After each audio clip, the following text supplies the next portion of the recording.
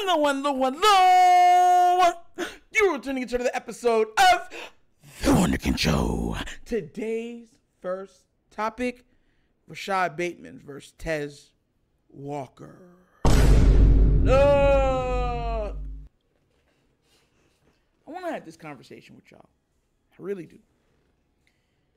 About 2 episodes ago, I covered the lack of training between Rashod Bateman and Lamar Jackson in Miami, Florida.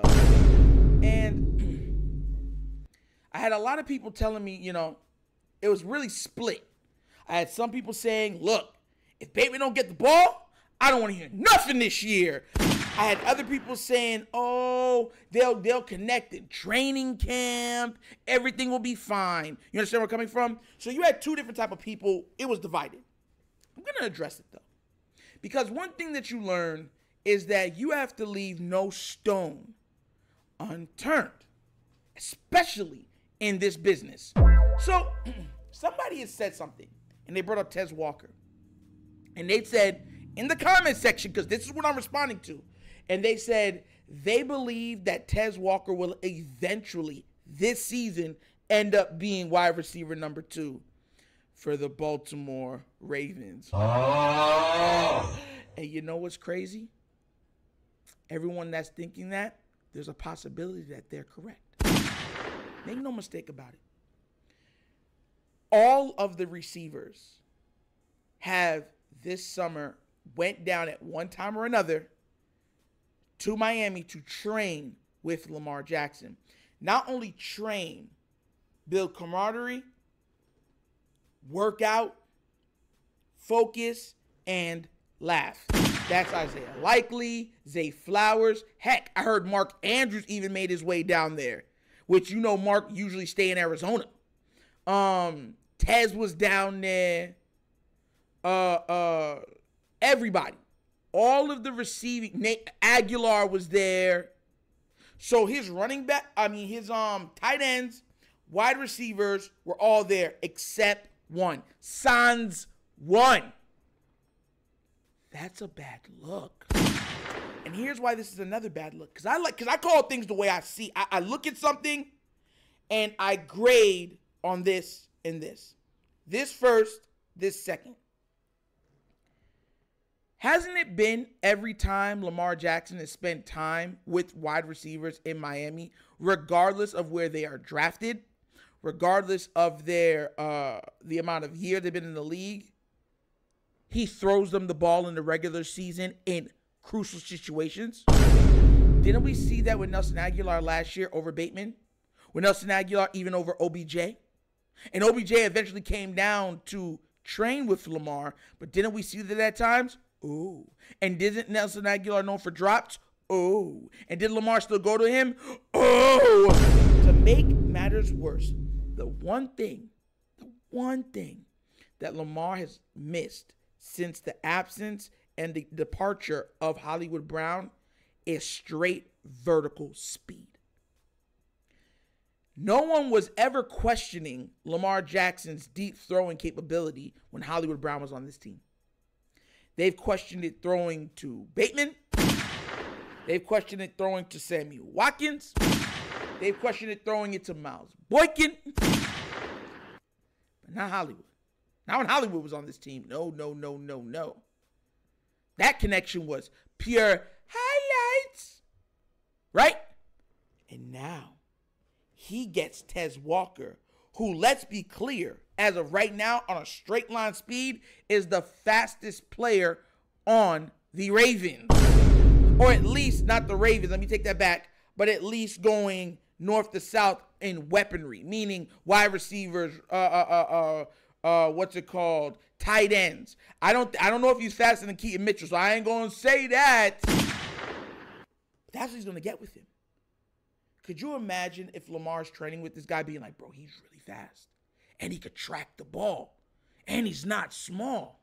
And he builds up a connection with him. As much as Lamar likes to extend the play, because a lot of times he has to, and he starts looking for the backyard play and a guy streaking down the middle or streaking down the sideline, wouldn't you bet your bottom dollar that if that man's training with him, he's going to have a better rapport with Lamar going into training camp, which will only get stronger in training camp, which will then only be even better once the season started? Doesn't that sound like actual truth or common sense? Oh. This man Bateman is just sitting here. I'm doing the bounce a lot. That's his workout, the bounce a lot. Pause! Yes, we want to see you healthy. Yes, we want to see you moving, but we want to see you next to your QB. How is that hard to decipher? How is that wrong to think? History has shown what Lamar Jackson's tendencies towards his teammates is. Do you know why Mark Andrews is so trusted by Lamar? He started out with him. That's why. He trusts him. Regardless of how good Likely is, he trusts Mark.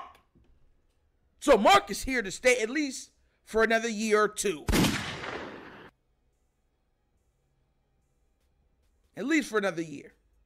Because I don't see the Ravens paying 2 tight ends. And I'm just letting you know, that's coming along the way. So for all you Ravens fans that think I be lying or not, when that comes, don't get mad at be in your bedroom being like, crying. Man, I call flack saying that they're not going to pick up Queen. Y'all said they were finagle away. Y'all almost sounded like Bengal fans. So that's coming down the pike. Look, I like Bateman. I think he has talent. Truly do. I've stated it on this channel so many times. But we gotta be real with what we are doing. You are coming off injury. You have yet to build a proper rapport with Lamar based on injury, lack of playing time, circumstances, all these things, family problems, like personal problems, all these things that factor into his lack of connection with Lamar Jackson, the quarterback. Don't you think it would behoove you to use some of the money from your new deal to then scrounge up some money and fly down to Miami to help build yourself a connection?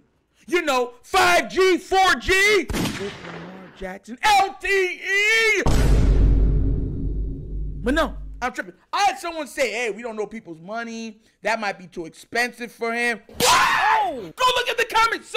I'm not hating on who said that. I love everybody's comments, bad or good. I love that we talk in there. But someone actually said that. And I said, what's the excuse for the rookie being there then? What's the excuse for Tez Walker being able to be there? This man Bateman's been paid for 3 straight seasons and just signed a new contract. And this is what I'm saying. No more excuses. And mind you, this is not hating on the person that said this. I'm not hating on you. I'm just pointing out the fact, right? We can argue about it in the comment section. But this is what I'm talking about. It's crazy. Absolutely crazy. But what do you guys think? Am I tripping? Is there a chance that Tez Walker might actually usurp Rashod Bateman this season? Or do you guys think that the Bateman explosion is inevitable? Eventually he will be great. Eventually he will explode. Eventually he will be a faster Stephon Diggs. Let me know what you think down in the comments because I want to see what you guys think about this. I told you I read your comments and we're going to get down to the nitty gritty on this one. But as always, that's an episode of The Wunderkind Show. Thank you for watching. Y'all know how we get down. We have fun and we laugh. But everything we talk about rooted in what? Facts and truth.